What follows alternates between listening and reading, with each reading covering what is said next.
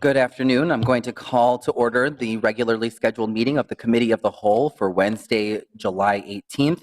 My name is Philippe Cunningham, council member for the 4th Ward, and I am the vice chair of this committee. With me at the dais are council members Johnson, Goodman, Warsame, Schrader, Council President Bender, Council Member Ellison, Fletcher, let's see, we have Reich and Kano. Please let the record reflect that we have a quorum. Chair Jenkins is currently at Harvard participating in the Senior Executives in State and Local Governments program, but we do have a quorum still today. Just to let my colleagues know as well, we will be using speaker management for today's meeting. So on our agenda for today, we have one consent item and two discussion items. The consent item is local government amicus brief in Washington State versus United States. This is authorizing the city to join the local government amicus brief in support of the plaintiffs in the case of Washington State versus the United States, and authorizing the city attorney's office to take all steps necessary to join in support of this brief. Is there any discussion on this item? I would like to add that this is in regards to, we will be joining this with Chicago, and I believe the other city is Los Angeles, and it's about family separation. So we are signing on as a city for that. Seeing no further discussion, I move item 1. All those in favor signify by saying aye. Aye. Those opposed say nay. That item carries. Now, our discussion item 2 is a presentation on the 2020 census. I believe that we have Karen Moe here today from Neighborhood and Community Relations Department, who will be presenting this presentation. Ms. Moe? Good afternoon. My name is Karen Moe. I'm Deputy Director of Neighborhood and Community Relations. First, I want to thank you so much for having us here today to talk about the 2020 census. I realize this feels like it's a far time away from right now, but the truth is how we decide today to do this work is going to have a huge impact on the outcome of the census, and how the outcome of the census is going to have a huge impact not just on our local communities, our city, but our state as well. I'm here today to ask for 2 items. First, please accept and file the request that Neighborhood and Community Relations be the primary department staffing this work, and we will return with progress reports. Second, we ask that the City Council take action to pass the resolution establishing a complete count committee. My colleagues and I will be talking a little bit more about what a complete count committee is. A quick overview of today's presentation. All of you are familiar with the census and how it impacts our lives through political representation, funding allocations, and decision making. Nonetheless, it's always helpful to have a refresher course, and we're lucky to have Susan Brower, the state demographer, in the house today to present an overview of the census and some of the challenges going into the 2020 census. In addition, Marcia Avner, a consultant with the Minnesota Council on Foundations, is here. She's will be speaking on behalf of the Minnesota Census Mobilization Partnership, a group of foundation, nonprofit, advocacy, and government groups that have been convened to work together to get an accurate count of all Minnesota residents. Marcia will present on what efforts are taking place at the local and federal level in the advocacy and funding arenas. Lastly, I'll touch on what role the city of Minneapolis will play in the 2020 census. With that, I'm going to turn it over to Susan Brower.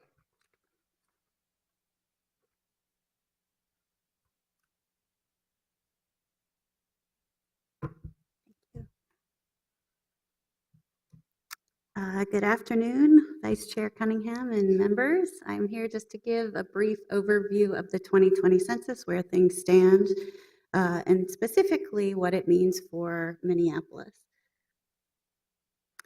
The reason why we take a census, we being the U.S., is because we use it to determine political representation. It's how we apportion our congressional seats. It's how we draw our state legislative districts and our council wards at the city level. It also determines the fair distribution of resources from the federal to the community level to the state level, and also from the state level to specific communities. It gives us the data that we use to plan for our communities. It's something that businesses use, that the public sector, the private sector, nonprofits all use to understand their communities, the characteristics of the communities, and to prepare for what communities will look like in the future. And finally, probably most importantly, though, is that it's required, it's mandated by the US Constitution that every 10 years we get a head count of everyone in the US. That is a head count of everyone, regardless of citizenship status, regardless of authorization to be in the US, the census counts everyone. Specifically for Minnesota, just to give you a sense of the size of the distribution of federal funds here in Minnesota on the basis of a census, it's about $8 billion in federal funds that are distributed each year, $80 billion over the course of the decade, and that comes out to about $1,500 federal dollars per person that are distributed to Minnesotans on the basis of the census count. So we have one chance to get this right in 2020, and that number stays with us for the coming decade. The types of programs that are funded based on the census, I know maybe not everyone cares about the census as the census. I know, how could it be, right? But the types of programs that are funded through a census count or where the distribution of funds are based on the census count are in education, in highway transportation planning, SNAP, WIC, Section 8 housing, all these programs that we are familiar with and that many of our residents use are based on a complete and accurate census count. So very generally how the census works, it's conducted by the US Census Bureau. Right now they're in the process of establishing where to count people to make sure that they have an updated address list of everyone in the US. Local and state and county governments are participating in that work by checking the list that the Census Bureau has. That's happening right now through a program called the Local Update of Census Addresses, where we take the Census Bureau's addresses and make sure that what they have is accurate and complete, because if that step were missed, people wouldn't receive their census form. So it's establishing the universe of where to count. We'll quickly be moving into the second phase that you see here, the operation where we educate people about the census and we motivate them to respond. This takes place over the next year to year and a half. And it's something that the Census Bureau will do as well, but they rely on state and local partners to make sure that we are reaching people who are historically undercounted or have been hard to count in the past. The counting itself will occur in 2020. April 1st, 2020 is Census Day. People will receive a postcard that tells them to go online. This is the first time you can go online and respond through the internet. And then they'll also receive a paper form if they don't respond online. And If I can jump in real quick Yes. here, Council President Bender. Thank you, Mr. Chair. I just had a quick question about how this, especially the address collecting piece, and relates to our undocumented residents in their city. I know that's been a challenge in past census counts, but particularly with this administration's approach, the federal administration's approach to undocumented residents. Is there a need for us to be more mindful about that, or how does that all work out with the outreach phase? Vice Chair Cunningham, Council President Bender, it is a concern this time, particularly, and we haven't talked about it yet, but I'm sure we will, with the addition of the citizenship question. That is still something that is being contested in the courts. It has at this point been added. It's a question that says, are you a citizen? Are you not a citizen? Were you naturalized? Or those three categories are the categories that you have. And it makes the census taking all that much more difficult. in that people will be afraid to fill out their forms. That's just how things are. The data are protected in the Census Bureau. Anything that goes into the Census Bureau is protected by U.S. Federal Code Title 13 that says that nothing comes out of the Census Bureau except for at the aggregate level and after 72 years is when census data are released at the individual level. So there's strong protections in place to protect that data, and there are Census Bureau employees that take that very seriously and have protections in place to make sure that that's there. That doesn't mean it's not going to still be something that's going to have an impact just because of the fear that people have around it. Thank you. The census, we'll first get census results about a year after the census is taken. Well, December of the same year of 2020, we'll get results on the state level count that's used for apportionment. So as you asked about, there are all kinds of new and different contexts that will make the census difficult to take in 2020, that will create a new environment that we'll be working with and against in some cases. One, of course, is the distrust in government. That's something that's always been there, of course, but particularly in 2020, we know that there are groups that will be afraid to fill out their census forms, and that's just part of what the census will be. We have new technologies that will be used. We have new complex informal living arrangements that will make taking the census complicated. And yet, with all these things, the census will still take place. The congressional redistricting will happen on the basis of the census. After the 2020 census, the money will be distributed based on whatever number we get. And so we need to move ahead and do our very best job given the context that's here. But we know it's going to be a difficult one. The funding at the federal level has been difficult so far. It has been delayed so that the Census Bureau has been playing catch up to try to put into place the operations, the systems, and the materials that they typically would have in place by now.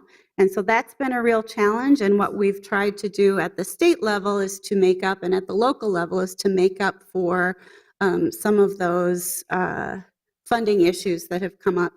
Right now, the funding looks okay for this fiscal year, but there'll be another budget that gets decided for next fiscal year, so we'll see how it looks after that's decided.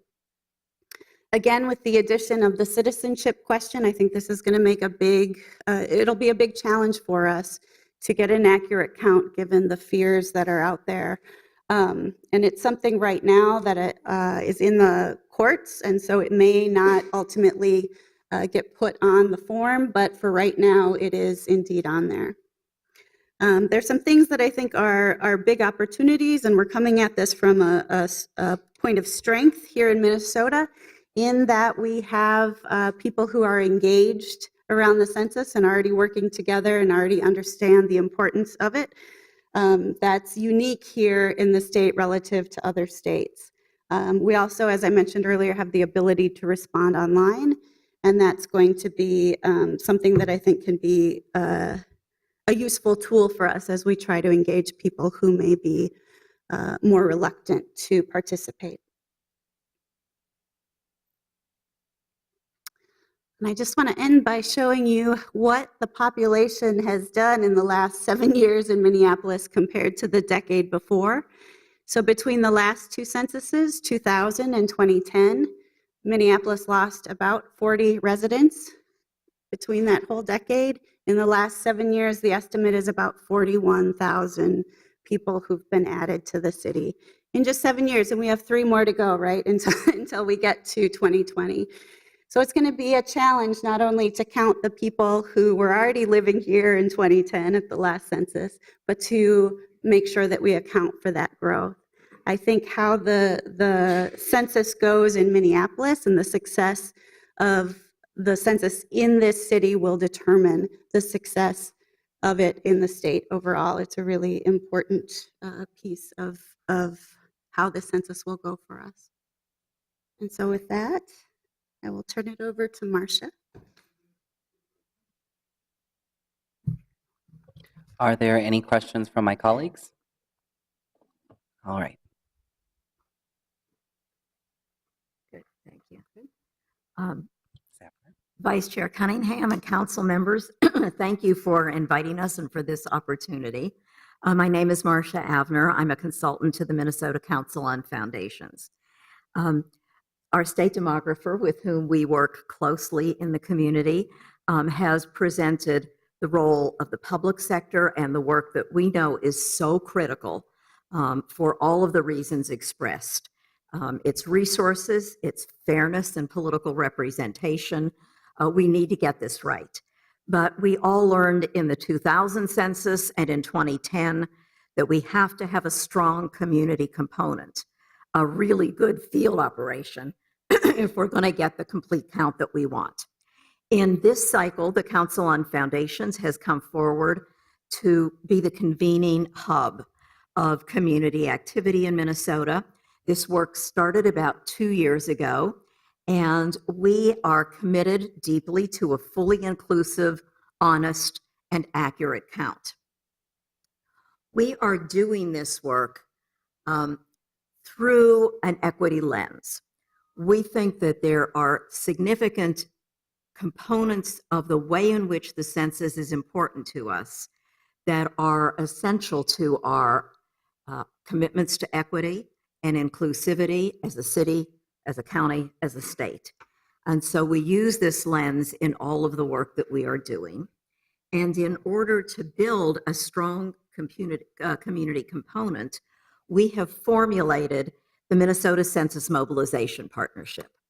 And this is a group that started to come together about 18 months ago, comprised of foundation and nonprofit participants, leaders, representatives of communities across the state.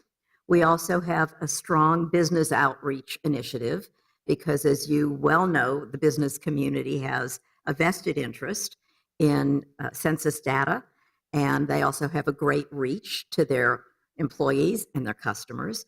So we're working primarily with the nonprofit, faith, and philanthropic sectors, but we're also working with the business community and with the legal community. And in the work that we are doing, we are trying to be as comprehensive as we can be in, at this point in time, promoting awareness and engagement. So we've been convening quarterly meetings, ongoing newsletters, lots of information that I'm going to urge you to sign on to be part of as part of the partnership. And we're doing a great deal of work right now, about which we will know more in 2 months, to develop messages and media advocacy that address the very specific needs of our many populations. We know that the Census Bureau will have messaging, and it's likely to be generic and valuable, but it's not going to be able to penetrate the needs that we have in our very diverse communities in Minnesota. The partnership is working with Grassroots Solutions, a firm that some of you have some familiarity with, and they are working with over 12 co-creators, community leaders who are representing communities of interest. And the exciting thing to me is not only have they been working to shape a clear understanding of the messages that might resonate with communities, but they as a group have decided that in the next month they're going to hold 17 community meetings, culturally appropriate to the communities that they are a part of, and to give us the best feedback we're probably getting anywhere in the country about how communities are thinking about the census, what they're concerned about, perhaps what they're excited about. So we're going to use that to shape very specific targeted messages that people in and of the community can share in their communities to invite the highest possible level of participation. We've also worked on policy development. We are tackling, to the best of our ability at the state level, this problem of the citizenship question, and I think we would agree it's a problem because it's creating distrust and mistrust at a higher level. So we have been working with the states that are filing the lawsuits. As you know, Minnesota is part of, has joined the New York lawsuit in the effort to stop the citizen question from being included. And we also tried to be as strong a voice as we could be in seeking adequate funding for the census, because the starving of the Census Bureau has meant that we are going out with a new technology, and they, because of the budget constraints, have not been able to test that as fully as they would have liked to. So we see those challenges. And we'll be preparing the strategic tools that are the product of all of this, especially the design of strategic targeted micro messages and a field operation that will allow us to reach a broad range of communities in Minnesota. I would urge you to take a look at the work that we're doing at mcf.org, and I would urge you to sign up to be part of the partnership simply so that you get the regular newsletters. I trust that you have a great deal to read and that your inboxes are always full. But this is a way for you to just tap into really as much as you want to get. And because you're going to be discussing a City Complete Count Committee, you'll be aware of the work going on at the State Complete Count Committee. It will be a useful way for you to tap into resources and get easy to digest quick updates of things that are happening. Karen asked me if I would also talk a little bit about what's happening at the national level. In addition to the work that I am doing with the Council on Foundations here and with our colleagues at the Council of Nonprofits, Common Cause, and numerous other groups, I'm part of a national funders collaborative that is working to raise significant dollars, as they did in 2010, to support both the policy components of the census work and the mobilization effort. In 2010, this group of national funders raised $35 million. They are going to exceed that by a significant amount, considering the challenges posed this year by the budget shortfall that the Census Bureau has experienced, the new technology that will be in play, and the challenges that will result and are resulting, frankly, regardless of the outcomes of whether the citizenship question is on the census questionnaire itself or not. The word is out there. The level of concern about it is high, especially in communities where there are undocumented residents. So the funders are operating really in two pools. One is a Funders Democracy Network, which is raising the money, and there is a Funders Census Initiative, which is working with them on everything from the research that you saw, how much money goes to the states and in which programs, to where are we going to be able to identify the likely more difficult to count populations, to what are the messages that work. So I think we stand for questions, but the community part of this is going to be huge. You'll continue to hear more about it. We're excited about it. I'm surprised because for many people, the census is an abstraction. The census, oh, that's far away. But once we go into the very first part of the demographers' discussion about why this matters, people are on fire. And so we're excited about this and happy to answer questions that you might have. Thank you, Ms. Abner. And Ms. Moe, are you continuing the presentation or are you answering questions? I'm going to continue the presentation. All right, please continue. Thank you, Susan and Marcia. Actually, that's a great segue, Marcia. I'm going to say, I think for many of us, I'm going to talk about what our role at the city will be. And I think for many of us in the government sector or in the public policy sector, we understand when we talk about political representation, funding allocation, and decision making. Previous to coming to the city, I worked for a nonprofit and I managed programs like the Federal Energy Assistance Program, SNAP Outreach. I managed HUD grants, I managed community development block grants, I managed community service block grants.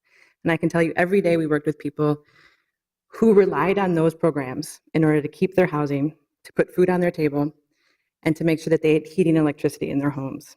The impact that the census outcome will have for those of us in this room is important. For our community members, this is huge. Susan touched on the role of the U.S. Census Bureau in this. And while the U.S. Census Bureau does have a national PR campaign in order to reach all residents of the United States, we're really focusing our efforts. We'd like to focus our efforts on our city and what we can do to get as best a count as possible. With that in mind, what we can do is local cities across the country are already looking at dedicating resources to the census, participating in the local update of census addresses, creating a complete count committee, and focusing our efforts really on historically undercounted communities. I want to touch on the local update to census addresses. We did participate in this already. We've submitted our update to the U.S. Census Bureau on July 9th, I believe. Susan referenced the significance of this work. I will tell you that as a result of the work that City of Minneapolis did, we were able to add 5,300 addresses to the census rolls. You can imagine that's 5,300 addresses that will get the initial survey. Hopefully many of them will return it. It also means that the limited resources we have to do follow-up work, such as door knocking and canvassing, can be used really in communities where we need it. I want to especially thank Information Technology and Regulatory Services for the work that they did partnering on this. There will be another LUCA update in the spring of next year to add some additional, the additional addresses that are coming on. And you can imagine with all of the buildings that have been built in the last 10, just think last 2 years, how many addresses that adds and how important that is that we do participate in the LUCA. Again, our efforts really are going to be on the undercounted communities.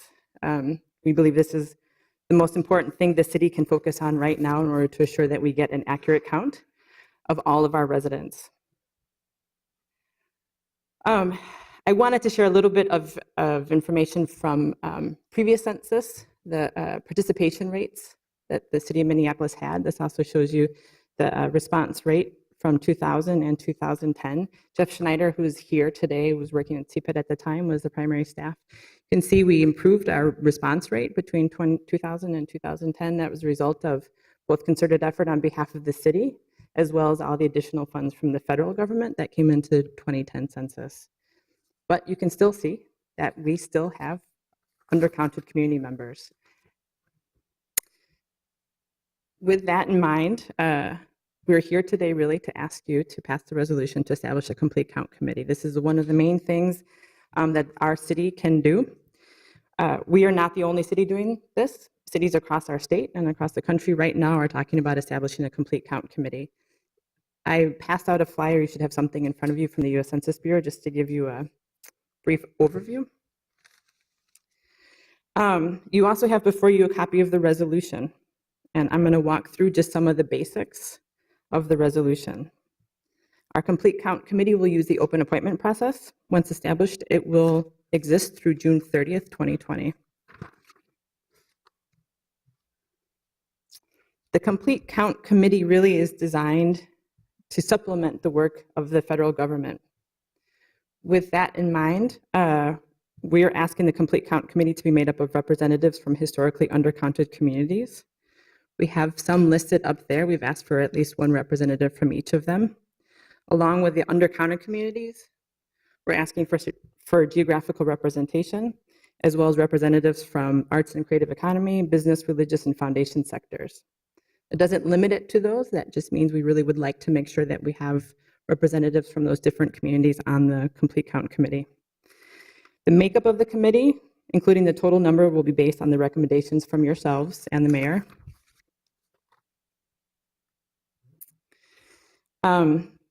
We're coming to you early this year. I think 10 years ago, we came about a year out from the actual census. We're coming to 18 months, close to 2 years out. And we're doing that with intention, one, because of the challenges going into the 2020 election, but also because we believe there's an opportunity with the complete count committee to actually spend some time building relationships with each other. We believe that's important to do, especially with our historically undercounted communities. We also believe that we're going to need sufficient time to identify strategies and messages that really are relevant and meaningful to our community members that are going to face the biggest challenge in terms of deciding whether or not to complete the census or understanding how to complete the census. With that in mind, here's a general timeline. We would like to establish the complete count committee now and have our first meeting relatively soon. with time to build relationships yet this year, and then focus on identifying the strategies and messages that will work, and identify what work we will be doing in front of us in 2019 and 2020. The committee will wrap up in June of 2020 with enough time for us to reflect upon the work that we did. Again, we're here today to request council action approving the resolution to establish a complete count committee. With that,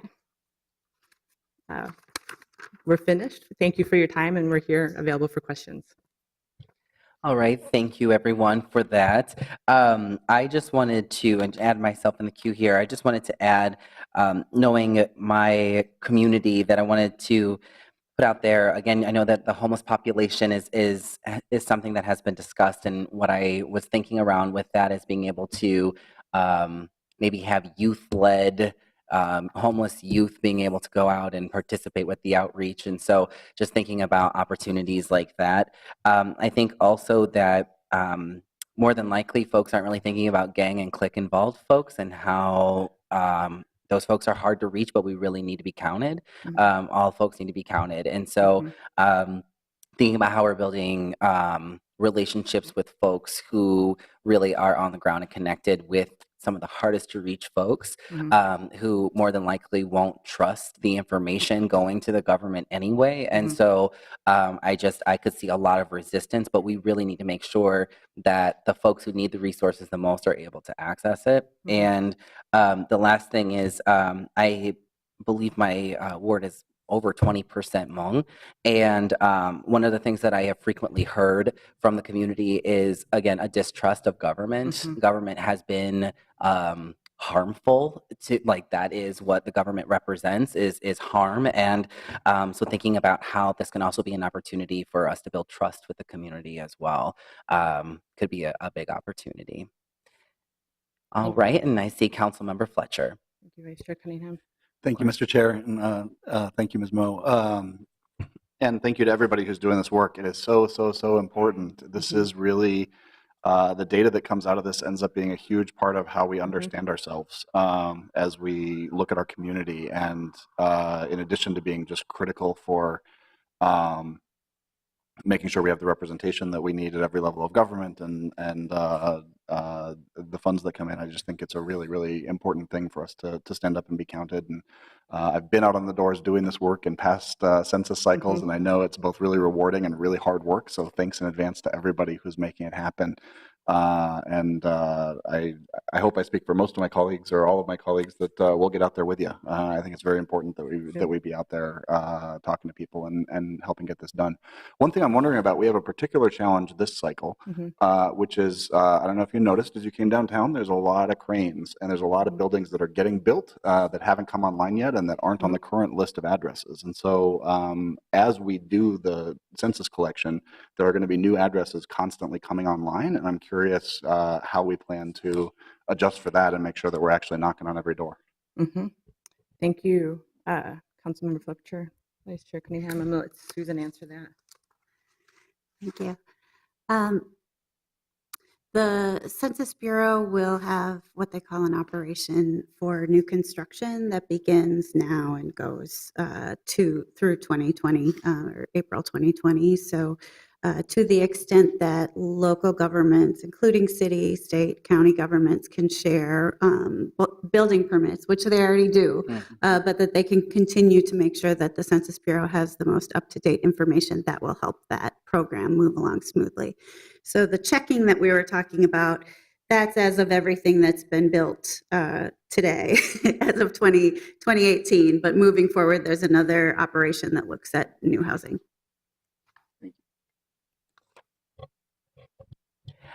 Councilmember Goodman. Thank you, Mr. Chair. So this is the third time I've been through this census effort. And one of the things I just want to point out is, at this point in time, given the fact that Minnesota could lose a congressional seat, that if that happens, Minneapolis and St. Paul could be combined as a possibility, and what is at stake. I really think that we, as elected officials, should redouble our efforts to get the word out. I'm not saying anyone would not do that, but in the past, there hasn't really been a key focus on elected leadership at the city taking responsibility for trying to reach out to groups we haven't been able to reach out to. We've done a good job, but it's not going to be good enough this time. When you look at the numbers of how much money we get back from the federal government, I wish you would have juxtaposed that compared to what we pay in. Because you'll find out the number is really low. And a lot of that federal funding pays for homelessness services, social services, as well as housing, things that we've identified as extremely important. I'll also note, why did it seem like, oh my gosh, we've been building so much housing for 2 decades?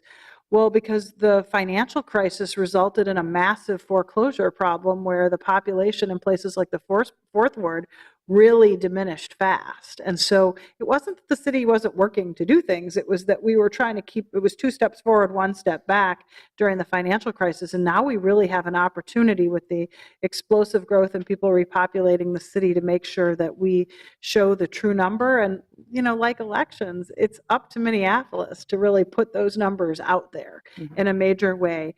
And since social media has become so prevalent now too, we have the opportunity through email and other forms of social media to reach out to people in a way we haven't, and to those who don't traditionally respond to the kinds of communications we've had. It might not work great to get everybody in a comp plan process, but that younger population is on social media and we need them to be counted. So I think that this should take a level of urgency amongst elected leadership in a way that it has not before, because the stakes for us and, you know, many of you who will be here for decades, it will have a long-lasting tail if we don't get it right this time. So I very much appreciate you putting this on the agenda, and I hope that we can really heighten the awareness amongst everyone on our team, all city employees perhaps, to figure out how we can get this right.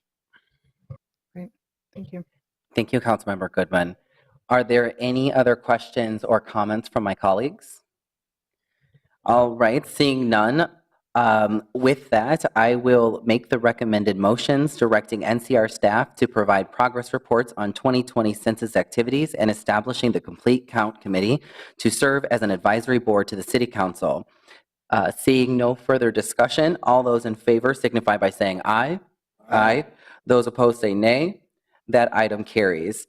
If I also may take a point of privilege very quickly, I just wanted to give a quick shout out to Miss Marcia Avner, because I actually learned about policy advocacy from Marcia Avner, and she literally wrote the book on it. So I think it's necessary to honor those who have helped us get to the places where we are now. And so thank you very much for all of your work. All right, so let's go ahead and move on to discussion item number 3. We will be having a presentation on the statutory processes for amending the city charter, which will be given by our city clerk, Casey Carl. And so I will, as soon as Mr. Carl set up, the podium is yours. Good afternoon. Thank you, Mr. Chair. May it please the committee, as announced, I'm here today to provide an informational report about the statutory processes for amending the city charter. I'll start with some high-level history within our federal system of government under the U.S. Constitution. As we know, cities are creatures or creations of the state government. Cities have primarily delegated power and only those inherent powers that are related to the delegation of authority from the state. The first state to pass a home rule charter was Missouri in 1875. Shortly thereafter, California, Minnesota, and Washington followed suit. And during the progressive era of the early 1900s, home rule authority was granted in a growing number of states, which reflected a national focus on municipal reform, as well as a desire by local communities for local control and local autonomy. At the current time, 32 states do provide a constitutional grant of home rule authority to their local jurisdictions. That includes the state of Minnesota. Of the 853 cities in Minnesota, 107 operate under home rule charters, and that includes the city of Minneapolis. A home rule charter is the equivalent of a local constitution. It creates what's known as a municipal corporation, the city government, which has perpetual life under the law and is vested with full power and authority of local government to be exercised at the local level for health, safety, and the common welfare of its people. While a home rule charter does address many important purposes, some of its most important are that it defines the powers of a municipal government and the powers or authority that are withheld by the people. It prescribes the municipal corporation's operating structure, including its officers, the number of officers, their qualifications, manner of selection, and their duties. And it specifies the official processes through which the municipal government takes official action, makes decisions or delegations, and implements and enforces policy. For your reference, I've included in your briefing materials a copy of an informational memo that's produced by the League of Minnesota Cities about home rule charters, as well as a copy of the current statute, which covers how charters are amended. That's section 410.12. The file also includes a copy of my PowerPoint presentation, and copies of all of the same are available from the clerk. From its incorporation in 1867, the city of Minneapolis has operated under the direct purview of the state legislature, either as dictated by uniform statutes that were applicable to all cities of the first class, or special laws only applicable to Minneapolis. This is sometimes referred to as the period when Minneapolis operated under a legislative charter. However, this was not a home rule charter as that term is understood. In fact, it was prior to the creation of home rule authority in the state. In 1896, 29 years after the city of Minneapolis incorporated, Minnesota became the fourth state in the United States to authorize home rule authority. Yet the residents of Minneapolis resisted home rule for more than 24 years after. It wasn't until 1920 that the first home rule charter for the city of Minneapolis was enacted. Interestingly enough, that's the same year that the 19th Amendment to the U.S. Constitution was ratified, granting women the franchise. Unlike other city charters, the Minneapolis Charter had an unusual beginning. Rather than being deliberately drafted according to a set of legislative and legal principles, our first charter was simply an amalgamation of all of the laws that existed at that time for cities in the state, cities of the first class, and special laws specific to the city of Minneapolis that were cobbled together as our charter. That charter was in effect and remained in effect from 1920 through 2014, during which time it was amended 192 times. The majority of those were by ordinance rather than by referendum. In 2013, the voters of Minneapolis approved a complete rewrite of the entire charter in the form of a plain language revision, and that was effective as of January 1st, 2015, and it's been subsequently amended 4 times, as shown on this slide. I note all of these amendments because, obviously, history dictates that we do need a process to update our Constitution from time to time. My presentation today is focused on how that amendment process works, the actors involved in the process, and other factors that should or can be considered. So, as shown on this slide, there are essentially 2 pathways that can be used to amend the city charter. These are provided under Minnesota Statute section 410.12. And as shown here, the first path is by ballot via referendum to the qualified voters of the city. This path ensures that the electorate makes the determination if the charter is to be amended. The statute contemplates that this is the default manner for amending a charter. The other methods for amending the charter are described as alternative methods. The second path, what the statute describes as that alternative method, is through the enactment of an ordinance, which is the legal equivalent of a municipal statute. This path enables elected representatives to amend the charter, but is subject to a potential voter-initiated referendum. So this slide then visually depicts the amendment process by the key actors involved, depending on whether that amendment is initiated by ballot, what I'll call referendum, or by ordinance. As illustrated, a proposal to amend the charter via referendum may be done by the Charter Commission or by the community via a petition process through the Charter Commission. These processes are dictated under subdivisions 1, 2, and 3 of the statute. The City Council also may propose a referendum to voters, and that's dictated by subdivision 5.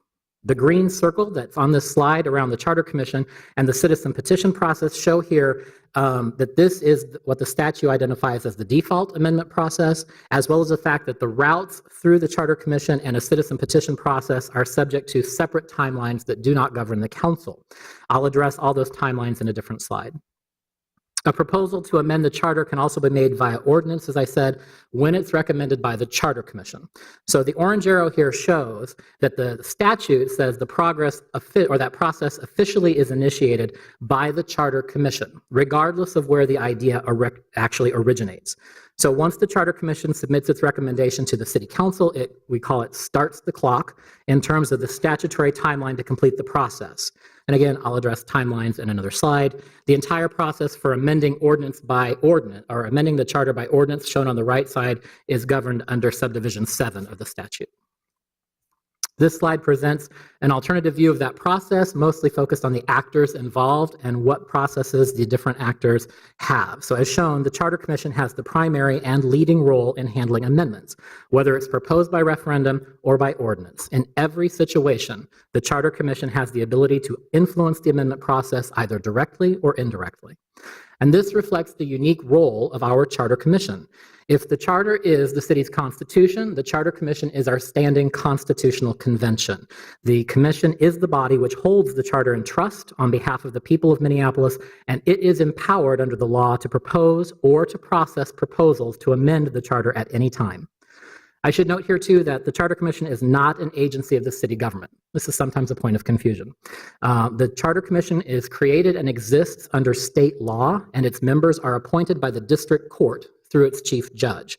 The Charter Commission's work is supported by the city, primarily through the offices of city attorney and city clerk, but it is a separate independent body under the law whose primary function is to oversee the city charter and to handle the processing of proposals to amend it. So some of the key questions that are considered when an amendment is proposed are listed on this slide. The answers to these questions can shape the process and timelines that govern the handling of an amendment. These are by no means the only questions that determine whether an amendment to the charter proceeds. But at a very high level, the question of whether or not a proposal is appropriate as an amendment to the charter can be impacted by whether or not the subject is constitutional in nature. That is, does it pertain to the form, the function, the purposes, and the general operation of the city government? Legislative issues are handled through ordinances. You recall I said ordinances are your version of municipal statutes.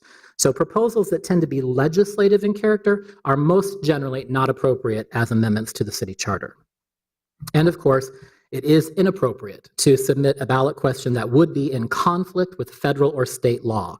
And the City Council is under no obligation to submit questions if they are in conflict with higher level authority.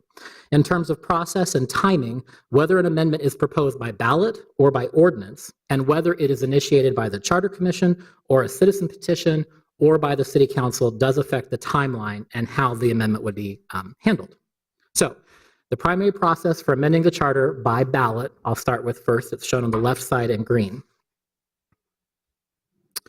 As indicated, the Charter Commission, as our constitutional convention, is empowered to propose or to consider amendments at any time.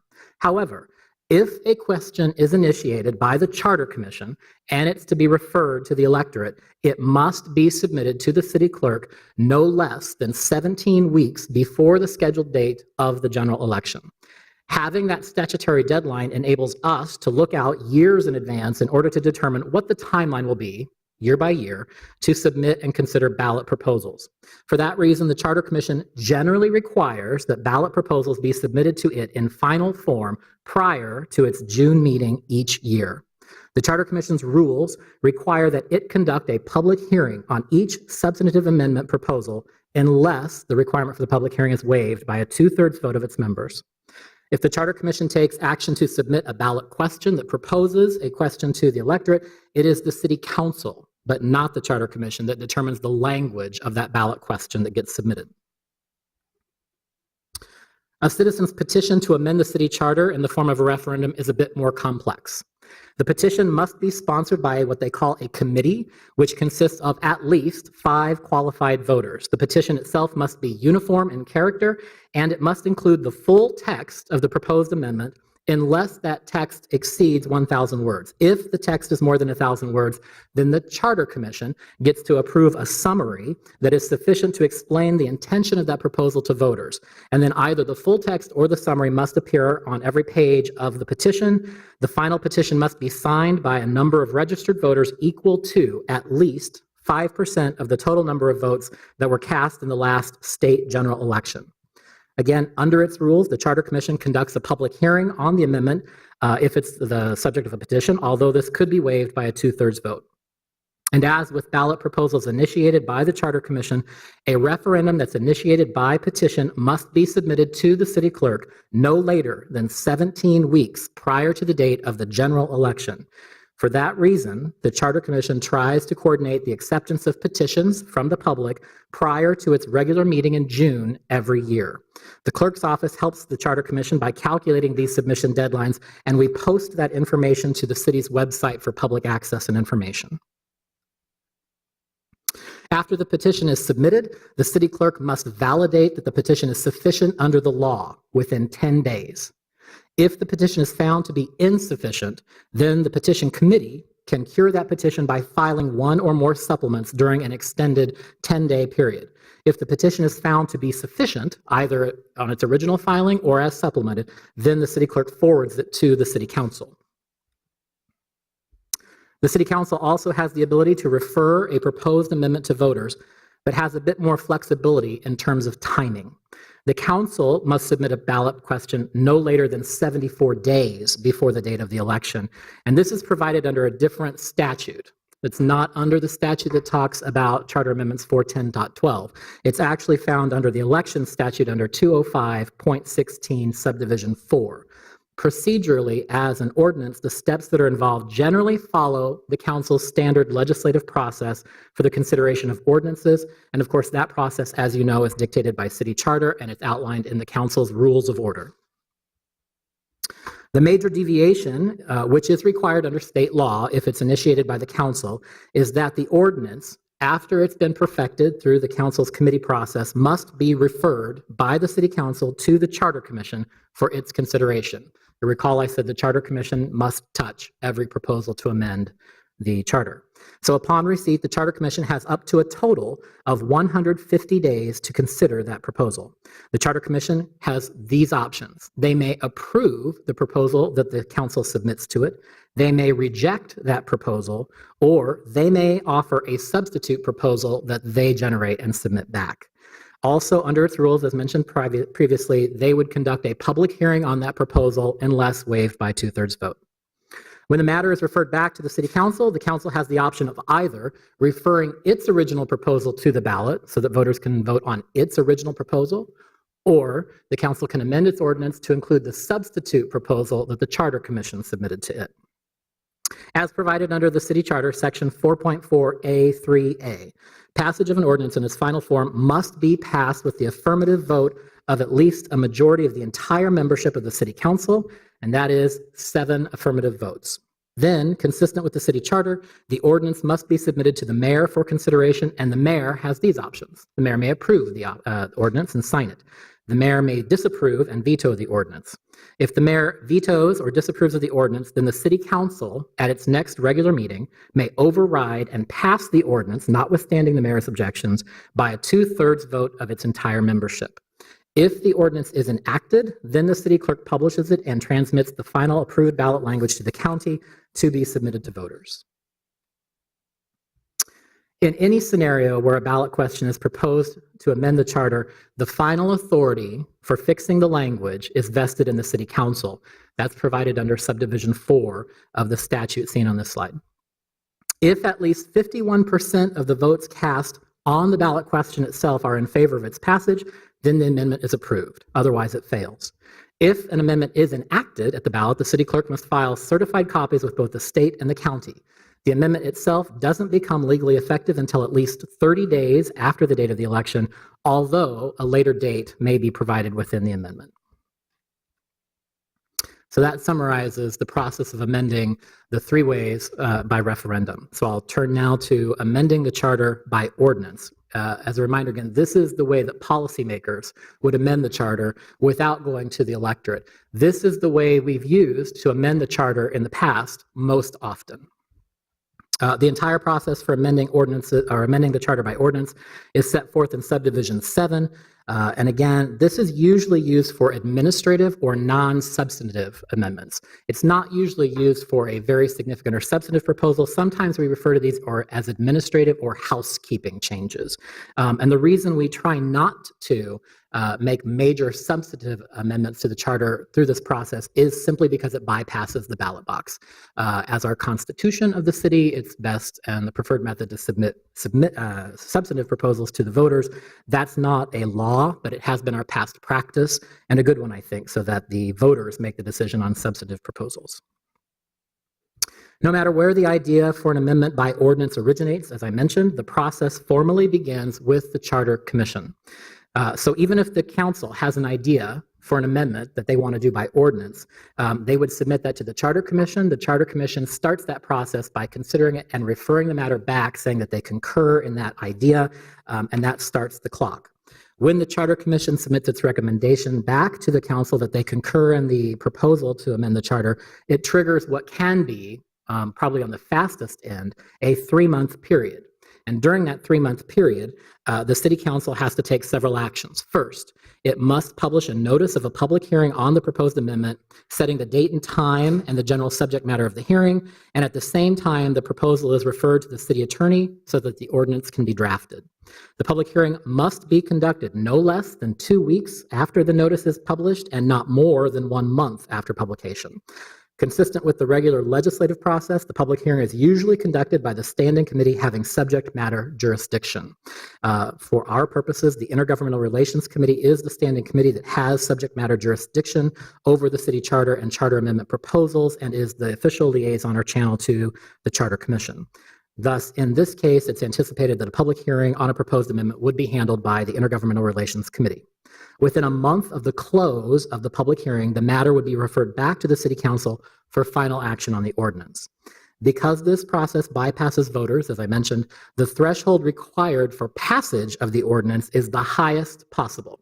In order to adopt or enact an ordinance that amends the city charter by ordinance, it requires a unanimous affirmative vote of the entire membership of the City Council, that is 13 affirmative votes. It also requires the approval of the mayor. If the ordinance is enacted in conformance with this maximum possible threshold, then the city clerk would publish the ordinance as required by state law and city charter. That publication then triggers a 60-day protest period. Remember, we bypassed the voters.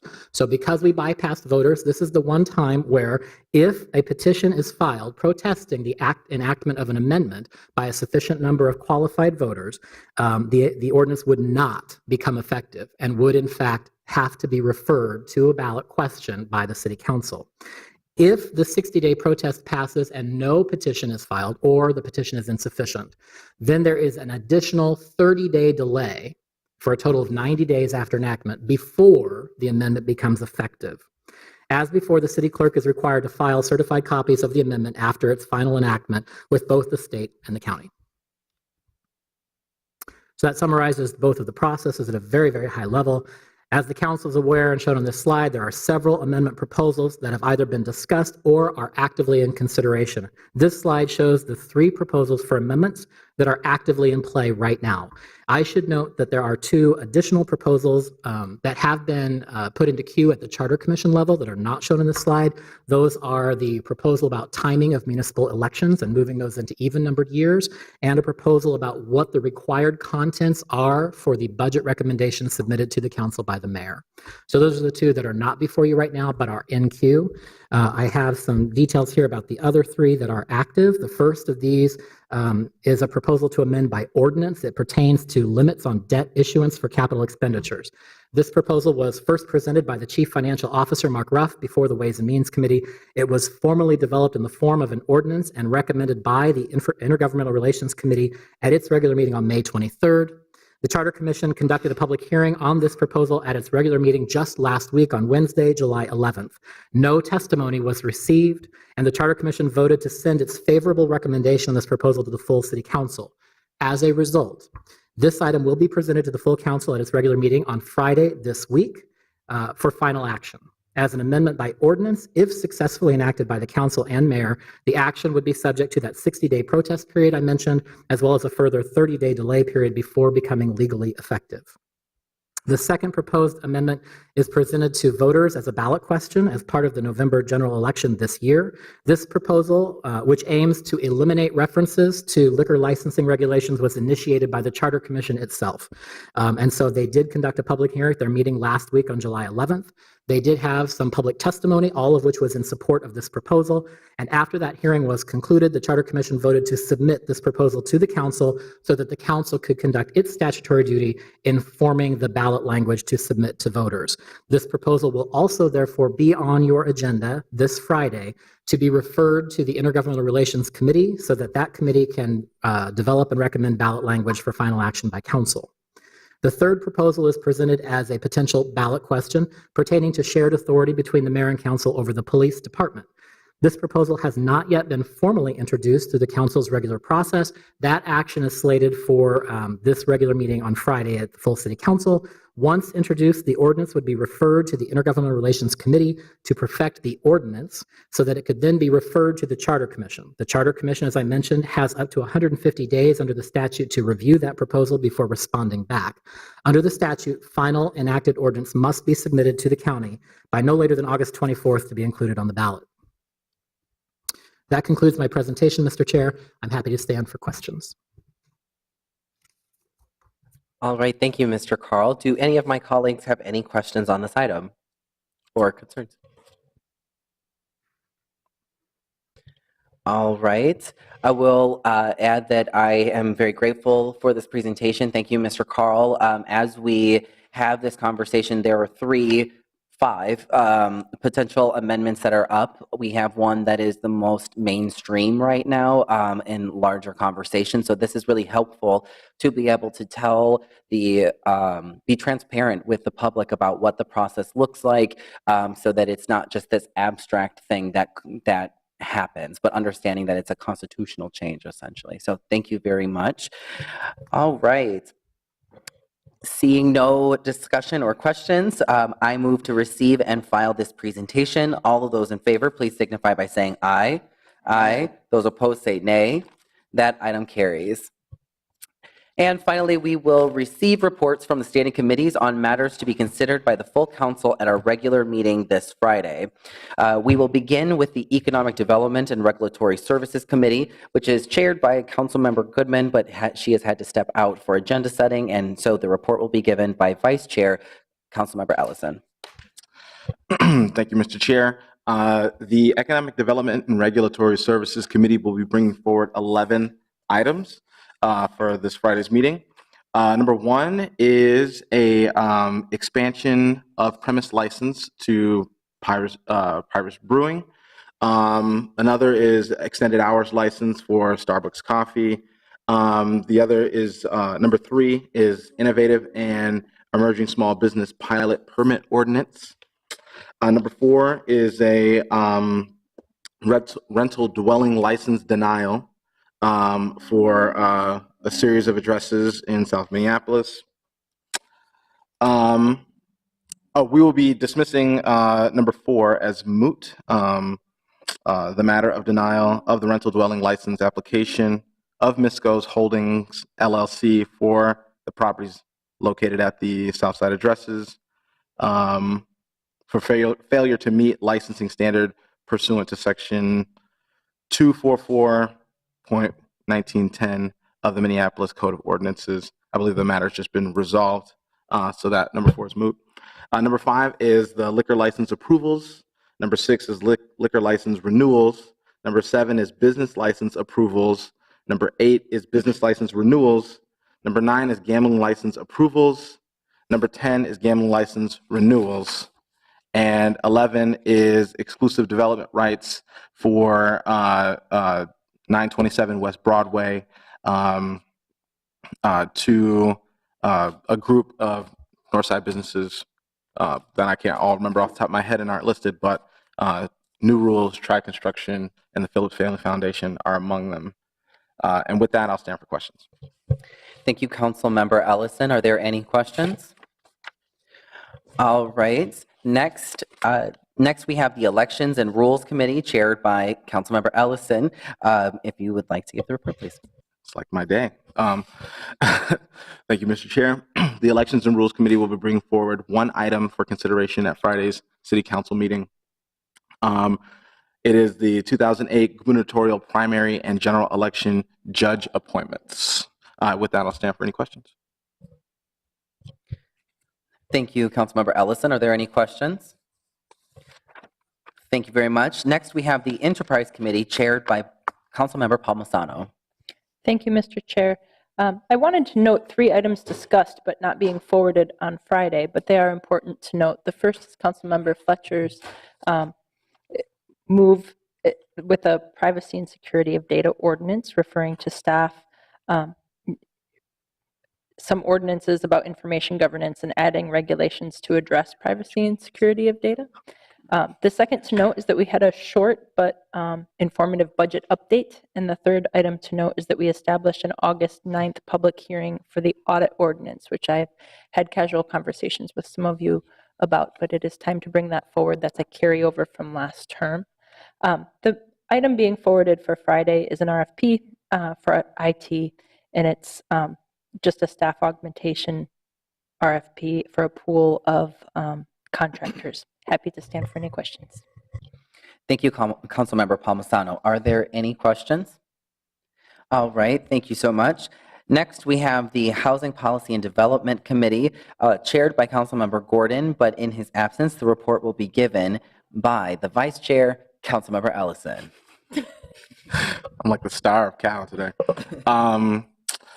Housing Policy and Development Committee will be bringing forward one item this Friday. It is the Housing Policy and Development Committee Work Plan. I'll stand for any questions. Are there any questions for Councilmember Ellison? All right, thank you so much. Northside is handling this meeting today. Next, we have the Public Health, Environment, Civil Rights, and Engagement Committee. I've asked a committee member, Councilmember Johnson, to please give today's report. Thank you, Mr. Chair. The committee will be bringing forward 4 items for consideration at Friday's council meeting. 3 of those items are various appointments to the Neighborhood Community Engagement Commission, the Public Health Advisory Committee, and the Workplace Advisory Committee. And then the other item is a grant for street outreach, grant acceptance. And I will stand for any questions. Thank you, Councilmember Johnson. Are there any questions?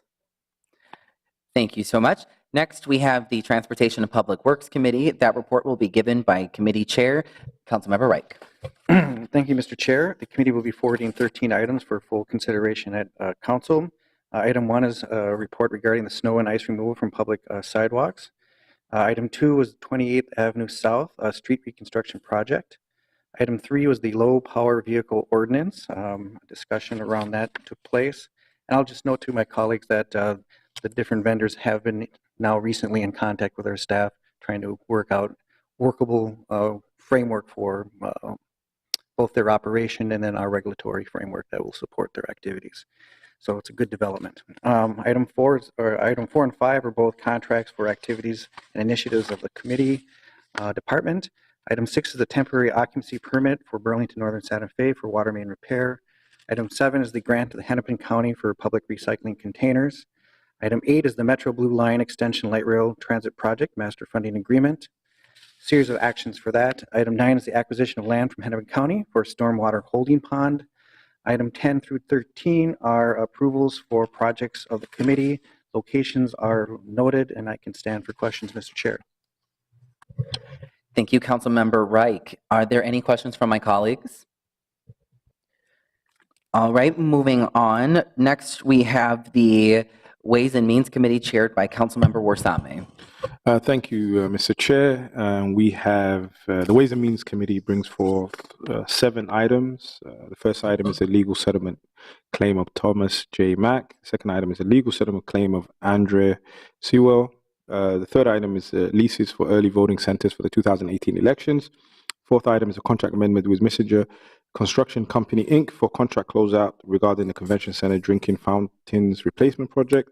Number 5 is a gift acceptance for city staff travel expenses to Ann Arbor, Michigan in September 2018. Number 6 is a contract amendment with Navix Global, Inc. for ethics report line services. And the final item is a temporary step increase for a principal policy aide position in the mayor's office. And I stand for questions, sir. Thank you, Councilmember Warsame. Are there any questions from my colleagues? Thank you so much. And finally, we have the Zoning and Planning Committee, which is chaired by Councilmember Schrader. Thank you, Mr. Chair. Zoning and Planning will be bringing forth 5 items for consideration. The first is a vacation resolution correction at 2900 Pleasant Avenue. The next 4 items are rezoning. The first is rezoning at 1901 Grand Street Northeast. The second is rezoning at 2510 Riverside Avenue, as well as 2506 Riverside Avenue and 2514 8th Street South. The third is rezoning at 2600 36th Avenue South. And the final is a rezoning at 800 First Street Northeast, North, 730 and 730 and a half First Street North. And I'll stand for any questions. Thank you, Councilmember Schrader. Do any of my colleagues have any questions?